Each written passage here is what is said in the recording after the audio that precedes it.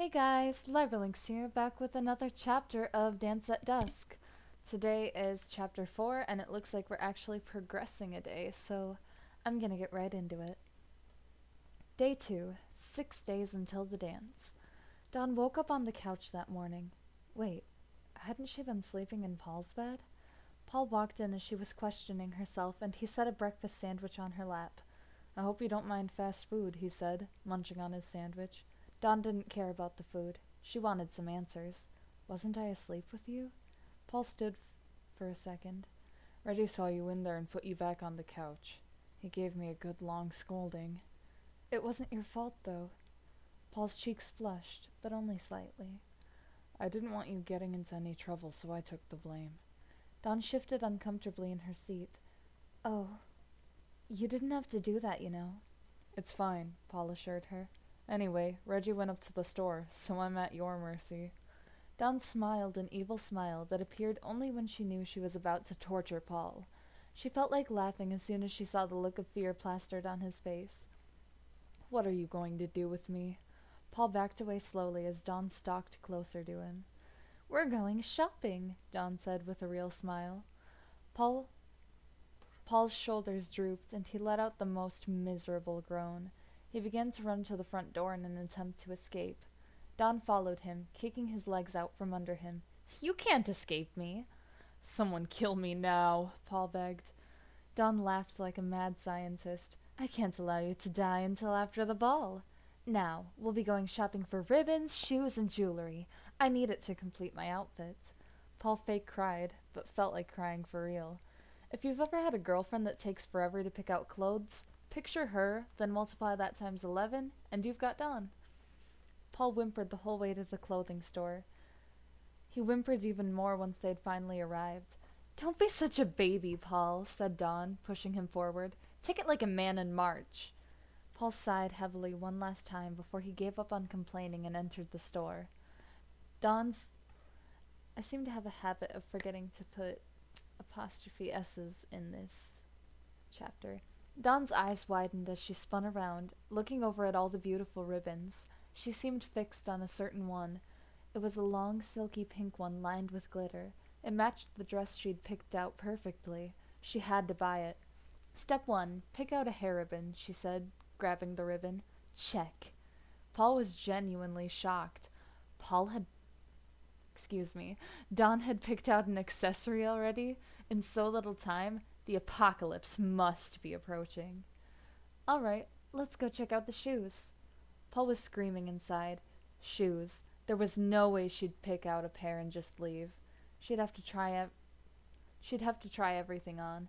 The selection of shoes was gigantic. It was like they'd bought every shoe in the world and crammed them into one store.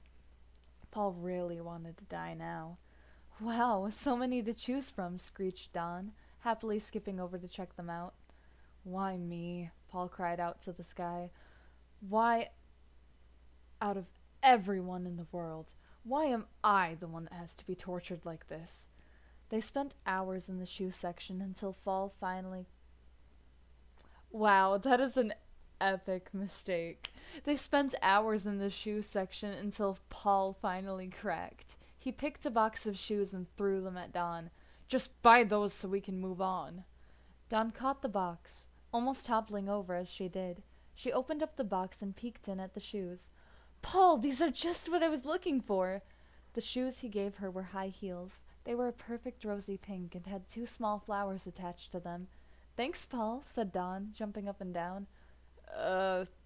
Sure, said Paul, a little surprised that he'd actually given her a decent pair of shoes. All right, now all that's left is jewelry. Paul didn't complain when he saw the puny jewelry section. There were only a few rings, necklaces, and bracelets to pick from.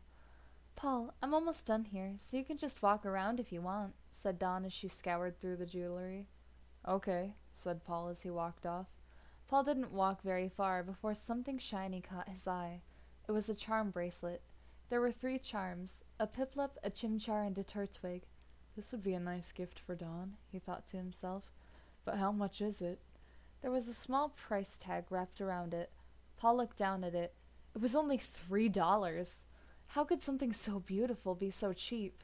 Paul snuck over to the register, getting past Dawn's surveillance, and he put the bracelet on the counter. The woman at the register scanned the bracelet. $3. Paul pulled out his old battered wallet, which wasn't too full, and pulled out 3 $1 bills.